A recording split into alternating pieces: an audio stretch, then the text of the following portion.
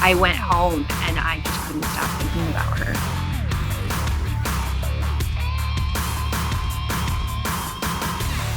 When you're in country and you're sitting still and idle, that's a bad sign.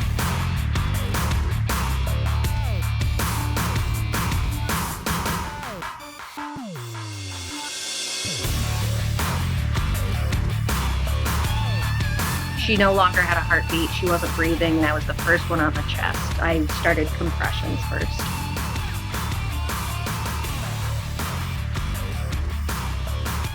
Need advocates. We need people that are going to hold companies, government, hold these people accountable.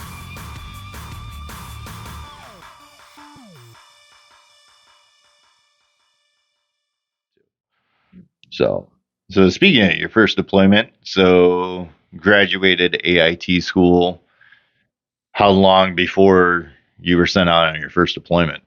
It was a little over a year. Okay. So I got to Fort Stewart in November of 2003. Mm-hmm. And the platoon I ended up with, they had been back from their deployment that they had already gone on for the initial, invasion of Iraq and stuff like that. They had been back maybe a month or two. So they were a close-knit group already, which was kind of cool. So I came into like a family-esque environment. And then we had a whole bunch of training events over the next year in 2004.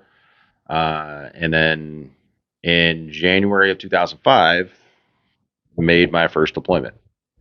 So, and we shipped out, I think it was like, 2:00 in the morning or something. It was middle of the night. Middle of night. It's just the logistics of going. I was going to say lining up with like all the time flights had to chains line up and stuff like that, and be like, and I was private Cantler. I was like, okay, yes, Sergeant, yes, Sergeant. And that was basically me, but a smart assness to it as well. Got it. So, when you got over there, what kind of environment was it? So when we first got over there, I mean, we were in Kuwait for a month. And we got some new vehicles, which was kind of cool, top of the line, up armored Humvees and stuff like that. Then we made that drive from Kuwait to Baghdad. That was the most boring drive I have ever been on in my life. Why? I'm in the turret of a Humvee. I am the gunner for my squad leader at the time. And so I'm in the turret of the Humvee. My squad leader's in the front passenger seat. That's the TC. He's okay. The truck commander is what TC stands for. And shotgun. We had shotgun. Got it. And then we had our driver. So it's a 3-man team. I'm up in the top of the truck, and it's very boring. We don't have radios. We have communication equipment, but we don't have radios to listen to music. Which farther on in the deployment, we may or may not have taken an additional headset and jerry rigged it to where we could listen to music going down the road. Okay.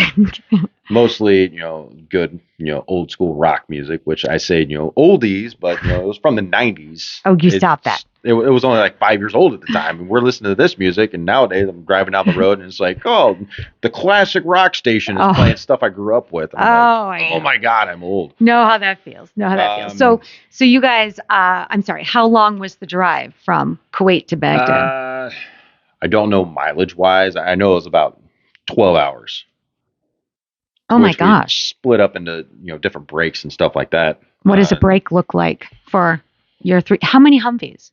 I think we had 2 squads worth, so it was about 6 or 7. Okay. All going up at one time. All 3-man crews? Yes. Okay. Our platoon sergeant and our lieutenant, they were just added to one of the vehicles, so those trucks had 4 people in it. Okay. But yeah, we're just driving up, all the main supply routes going up to Baghdad, and I mean, you'd stop at different areas. There was, different forward operating bases along the way. So you'd stop, refuel, use the bathroom, get an MRE. If you stop somewhere that had a chow hall and be like, hey, they have their chow going on right now. Let's go get some food. So what was your objective, your squad, your crew? What were you guys going to Baghdad to do? We did a lot of different things. But we were on the south side of Baghdad. It was actually Fob Rustamaya, which, I mean, if you look at the history of Rustamaya, it was Rustamaya, is that just a geographical location? Is it was it actually, a I city? don't know exactly how it became named, but before we were there, before any U.S. forces were there, it was actually an Iraqi army base. Okay, so So, it's referring to a building, like a well, kind of destination. like a fort in here in the Okay, U.S. gotcha. So, Okay.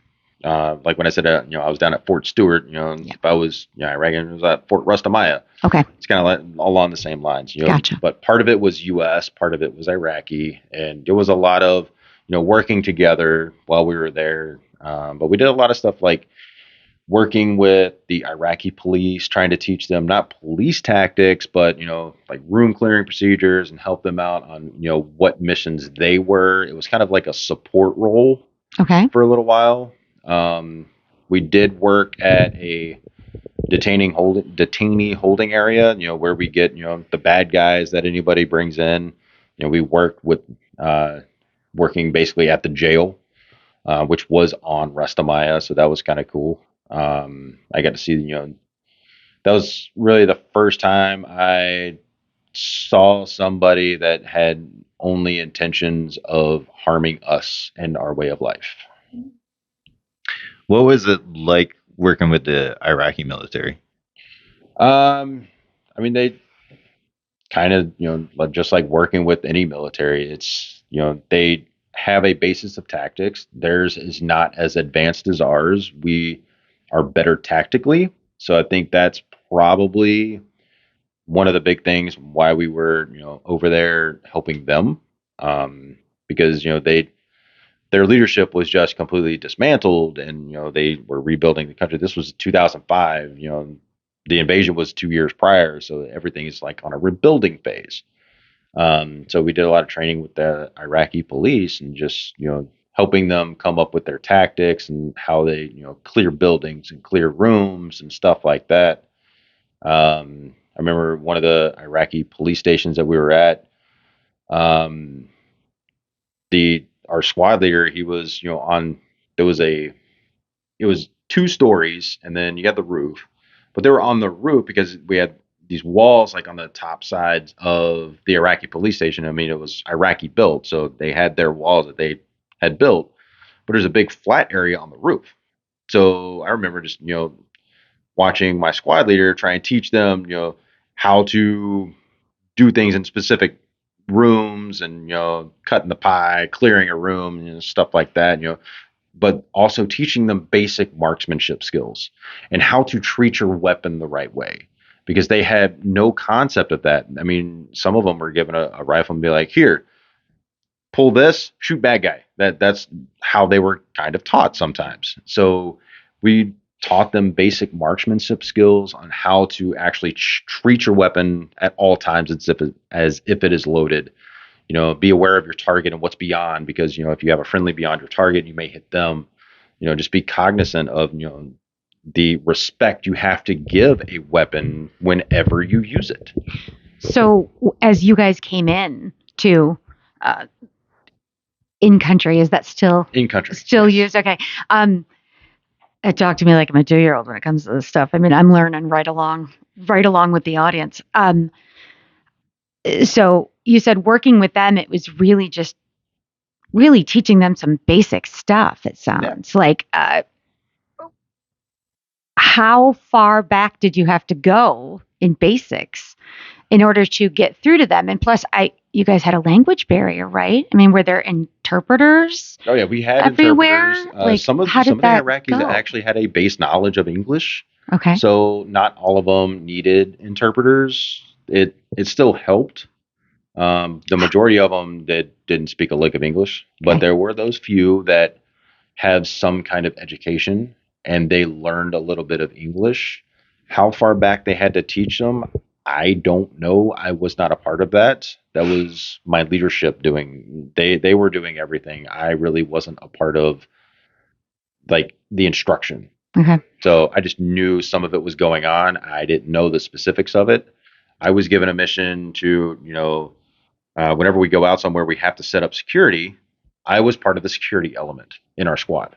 So at this specific Iraqi police station, they had two towers, one on each corner, uh, opposite each other, and I was in the one on the front of the building. I'd been on the one on the back of the building once, but majority of the time I was on the one on the front. Mhm. So it was basically just, overwatch, in case, something happened. I mean, you're in the middle of Iraq and there was a lot of people that wanted to hurt us. So we had to have some kind of security element. I bet. And what was the Iraqi police, what was their attitude like towards you Most of them Americans loved coming us. on and vice versa? What were your attitudes towards them, and did that clash ever? I mean, I'm sure there was some of that, but for the most part, did it gel? Did it work? Did it have to build there?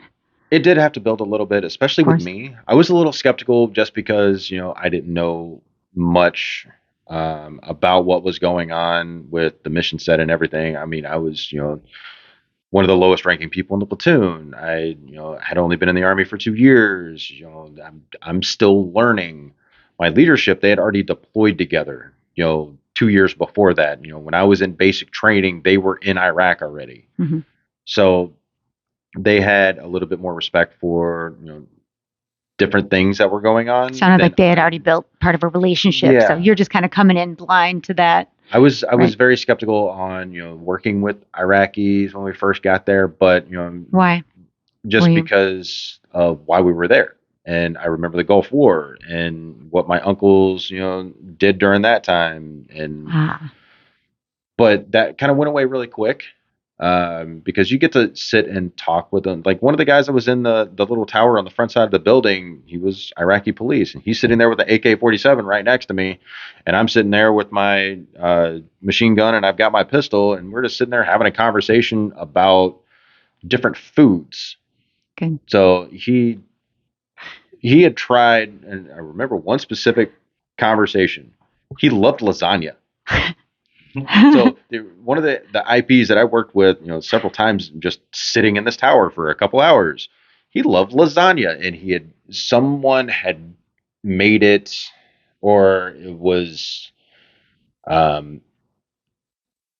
he was with one of his generals or something, with somebody from the U.S., and somebody had actually made it inside, the dining facility, and he actually got to try lasagna for the first time. I mean, honestly, our lasagna that was over there was probably not the greatest. I make better lasagna. You can ask my wife; she loves it. But yeah, we had an entire conversation about food, mainly because he loved Awesome. lasagna after trying it once. Just trying to get to know each other. Yeah, Right. That's great. And was that kind of the general consensus? Did everybody on both sides? I mean, was everybody pretty like, hey, we're here to work together. Let's get this done? yeah. Or was it like, was there any big tensions that you guys had to overcome? I mean, mean- there was a little bit of tension. I mean, there's obviously quite a big culture clash there, and there's a huge Yes. language barrier. I mean, but that's kind of normal. And we did adjustment go stuff. through like culture classes and to learn about their culture, because whenever you go on any of those types of deployments, you want to learn about what you're getting into. Absolutely. So we did have some culture classes. I remember getting those numerous times, and then taking pointers that the people that deployed in 2003 from our platoon, they would tell me about, do this, not this, do that, not this, stuff like that. And you never want to disrespect somebody else's culture, no matter how you feel about them. And I've always kind of understood that. I love that, and I'm in total agreement. Was that a military lesson? I Is want that to say taught so. in the military? yeah. More? Yeah, Oh, we- wonderful. We get taught culture before we go into any place, especially for those long tour deployments. Yeah. Because I mean, we're going to be over there for a year at a time. You definitely want to understand the culture about what's going on. You don't want to disrespect somebody, no matter what aspect of life it is. I mean, I've still grown to that. Like I may have a certain feeling about somebody, but I'm not going to disrespect their culture. No. Yeah. Because What does that that's do? not them. Yeah. So their culture is not the individual. Agreed. So you had mentioned earlier that this was the first time when you went over for your first deployment. That's the first time that you really understood that.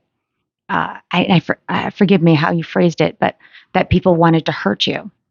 And can you elaborate on that? How did that revelation hit you? So working at the detainee holding area right there, they had some, bad people that were in a jail cell. And I was kind of, I like being the friendly person. It's just the way I am. And probably because, the way I was brought up, I would, say hi to people, even in the jail cell, which, probably might not have been the smartest idea, but, I still said hello, but I said it in their language. And the look I got out of one of the guys that were in there, I said it in his language, using his cultural aspects, and he started just banging on the door and yelling at me. The interpreter heard the entire conversation. All I did was basically say hello, hope you're well, and moved on to the next cell. That's all I was doing. And he basically cursed me out in Arabic and wished death upon my family. That was really the first time that it kind of clicked that, there are bad people over here that want to hurt me, but yet I'm in an Iraqi police station joking around with a guy about lasagna who could have grown up a block away from the other guy. So it's a little bit weird. So I've had a couple questions just hearing you talk. One is with your Iraqi police that you guys were working with, like you talked about lasagna and stuff like that. How long did you know these guys for, and how close of a relationship did you wind up forming? Because from some of the other veterans I've talked to, especially, in regards to the pullout and stuff like that, that was a really big deal as far as like the relationships that were formed and that sort of thing. And then also, I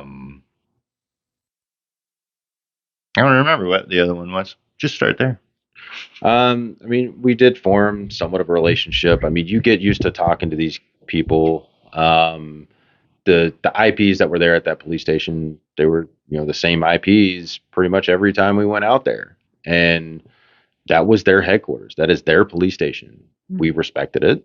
The first time I was in the tower, I was, I felt a certain kind of way because I had never talked to anybody from 100% Iraqi culture before. And now I'm in a tower with somebody that's from an entirely different country, and we're in their country.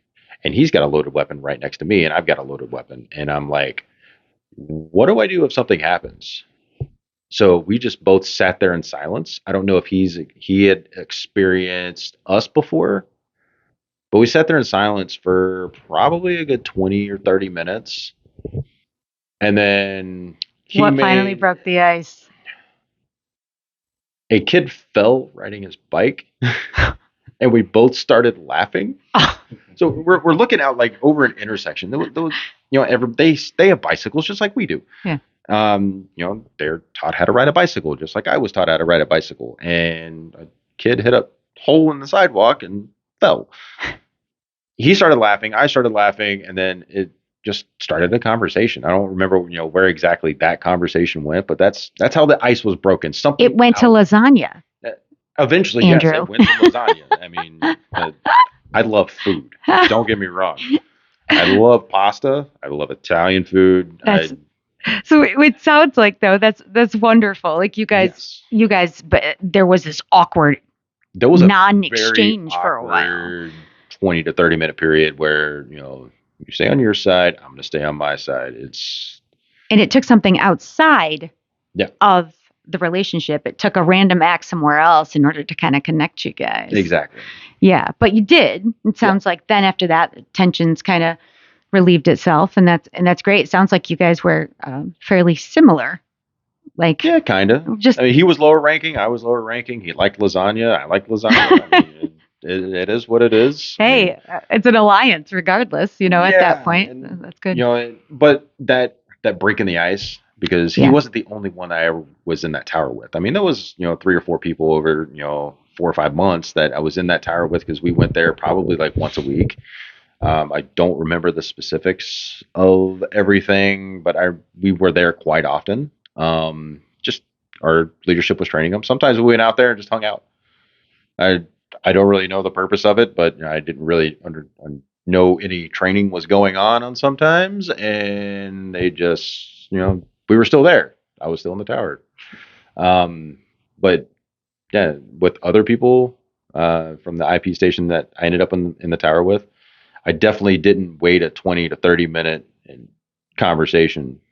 So it kind of happened pretty quickly. So you were telling us a little bit about, like, you were saying like good morning or whatever you said to the prisoners and stuff like that, and then there was a big clash as far as, like, that was the first time that there's individuals really here or really set out to, like, want to cause us harm and stuff like that. And then you also made a comment of, like, how you were raised and, like, how that was so jarring.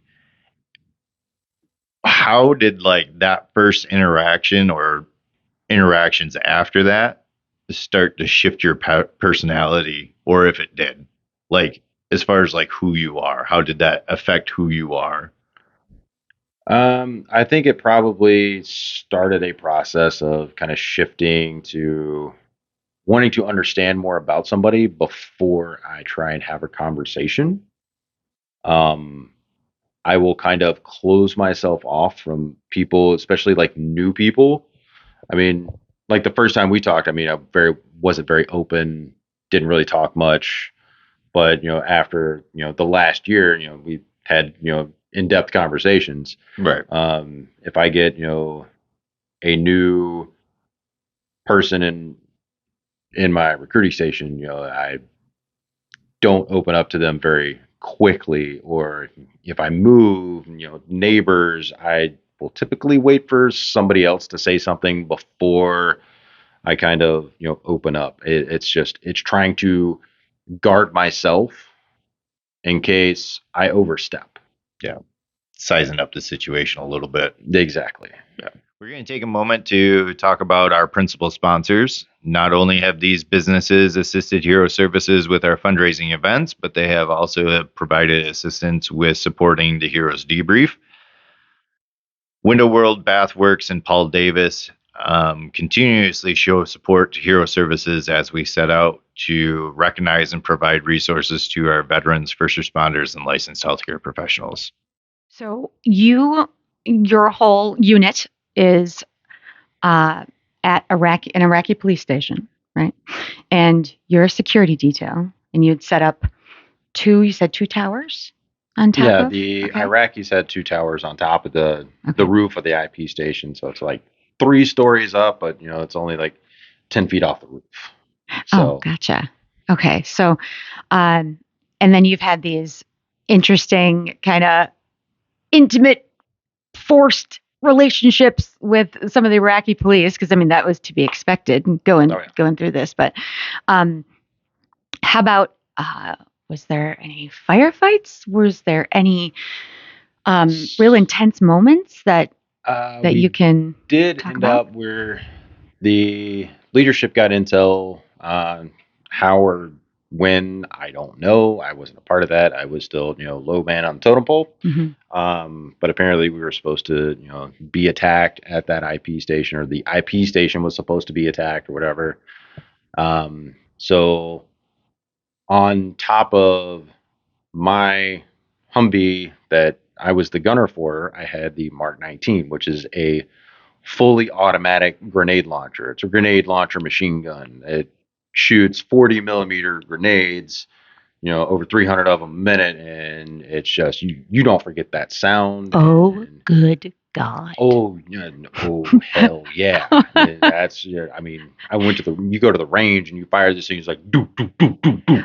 Was that on top of every Humvee? No, that was just on top of mine. So I had that. One of the other guys had the 50 cal, which pretty much everybody knows what the 50 cal looks like. The Mod Deuce. It's a 50 caliber machine gun that's been around since World War II, and then the Wow. other one just had a normal, belt fed rifle machine gun, the 240 Bravo, or might have been the 249 SAW, the squad automatic weapon, which Okay.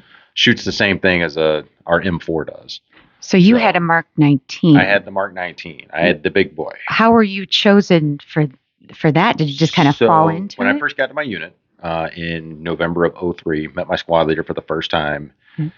That's just what he had for his team, and I ended up being his gunner for the squad leader. He told me when I first got there, "This is your weapon. You will know everything about it." He gave me the little manual on it. He set a time period. I think it was like a week. He's like, "You're going to know everything about this entire weapon system from back to front of this manual." And I just said, "Yes, Sergeant." For such a big gun, I think that was probably a good play on his part to have one Probably. person know everything about it. Did he choose you Yes. specifically for Yes. that? Okay, how does that go? I don't know. Oh, all right. That was Fair enough. That was him, not me. It might have been a conversation between him and the platoon sergeant. I don't know. Okay. All I know is I am a 19-year-old skinny kid. I mean, I'm a little bit bigger now, but I was the same height back then. Just, when I started basic training, I was 139 pounds. I had to gain weight to join the Army. Andrew's very tall. He's very tall. I'm only like a foot taller than you. It's fine. Even more. But you were a tall, skinny guy, and you got chosen to be the resident expert on this very huge weapon. Yes. Okay. And I absolutely love the weapon. I've got to shoot it quite a few times, especially in training. I only shot live rounds out of it once. Not really going to get into that. But during this incident, that's on my truck. And the way my truck was angled, for the way the squad leader put his truck when we pulled into the Iraqi police station, it was kind of, facing right down the road. It was like a T intersection. He was facing right down one road, and you could see everything on both roads coming up. So that's where I was going to be. I see. Because again, this is because they had some sort of intel that there was a threat possibly coming down the line. Yeah. Okay. So I'm up in the tower. All I know is that they come up and they're like, "Hey, you're going to go to the truck and you're going to, pull security using your truck and the Mark 19." And at the time, I also had my 249, my SAW, the squad automatic weapon. It's basically just a machine gun version of the M4, which is an AR-15, basically. So I've got that and a small little ammo can in the tower with me. So I start to come out of this tower, and I've got weapon in one hand, ammo can in the other, and I've made this trip down this tower many times over the past month. Stairs, or so. I assume. Ish. They definitely built them, but I wouldn't say they built them well. What materials were they made out of? Normal materials that you build any kind of stairs, like metal and wood, but I think the top stair was like overutilized or something, but it was like angled down just a little bit. So I'm about 10 feet off the top of this Iraqi police station, and I've got weapon in one hand, ammo can in the other. I've got my vest on. I've got my helmet on. I've got, all my gear. I've got, ammo on, and I've got my pistol. I'm loaded down. And as far as you know, you're going down to man your very intense weapon in order for, okay. Got it. So continue. I will say that I made it down the stairs. I made it down the stairs of the tower. And it's just a tower with an outside staircase right to the roof. And I made it down. Not the way I preferred. How'd that go? I took the first step, and that's all I remember. Next thing you know, I've got, everybody around me trying to pick me up, and they're like, "Hey, you're okay, you're okay, you're okay." They're stripping my stuff off, making sure, nothing's broken or anything like that. I missed the first step, and I just went straight head first down. Oh, geez. Luckily, I had my helmet on. Did you face plant? I think because we always have eye protection. We always protect the eyes. And the glasses I had, they kind of jabbed into my nose and cut it up a little bit. I broke my left elbow.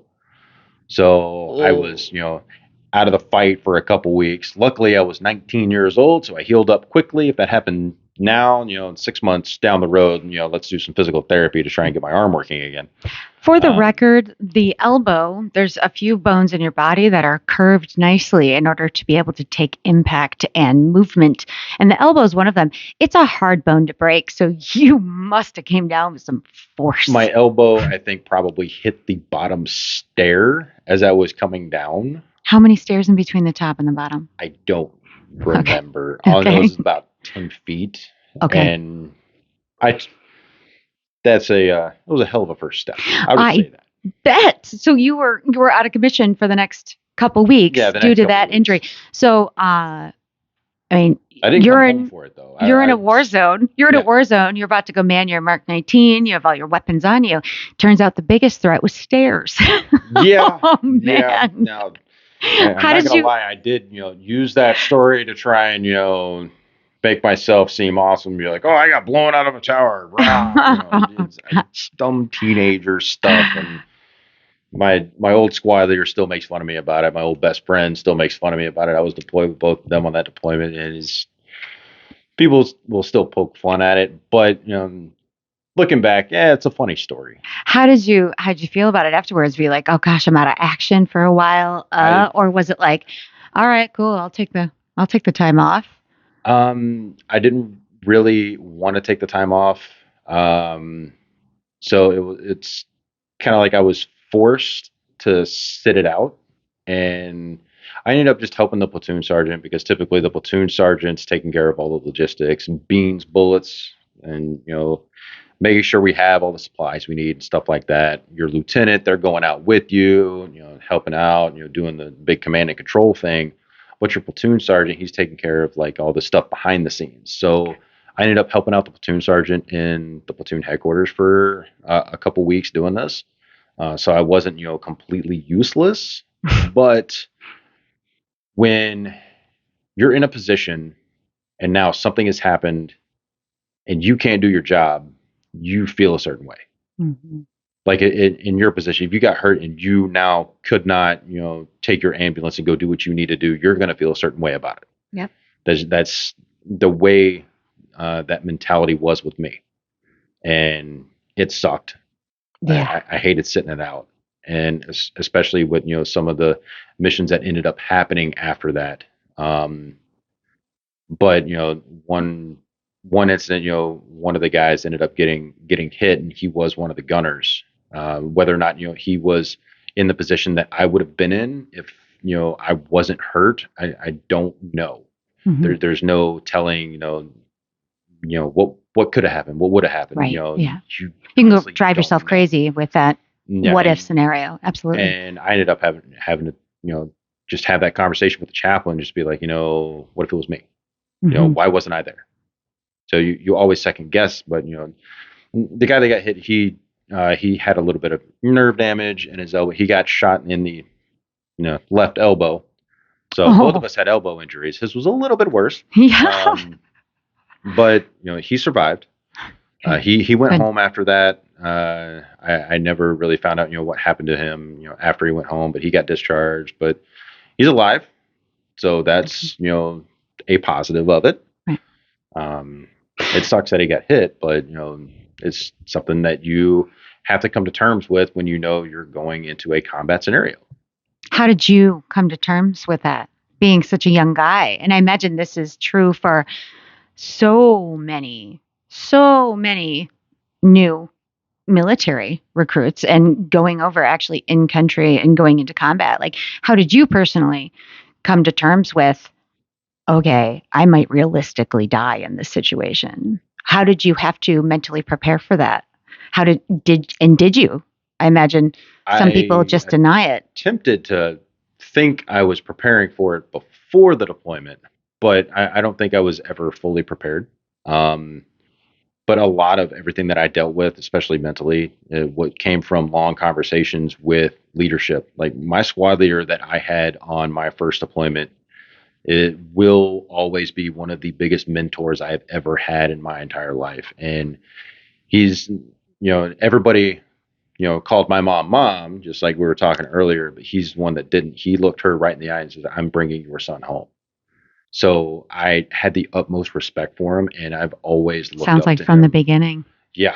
Yeah. And he took me under his wing. I mean, he smoked me, for doing stupid things, and had to do, extra workouts and stuff like that.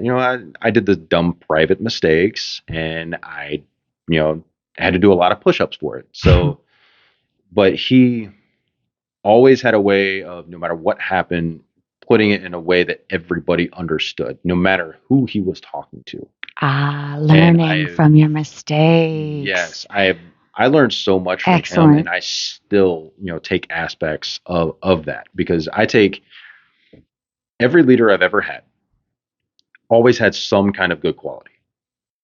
And I take that and I try and encompass it and make them all inclusive together as best I can. He always took care of us no matter what. And I will all, as a sergeant, staff sergeant, and now sergeant first class, I try and take care of my guys as much as I can, and within my ability. So there's a lot of stuff that's out of my control, which, is understood. But because of him, I've always tried to take care of my people as best I can and try and be that umbrella to kind of, protect them from anything, bad that's happening. It's like they're your kids. Here's your leadership example. He was Yes. your leadership example. He was my first true leadership example, and I will always cherish the time I had with him as my squad leader, because I learned so much. What an awesome He tribute. also taught me, how to have fun when you're in a shitty situation, Mm-hmm. because he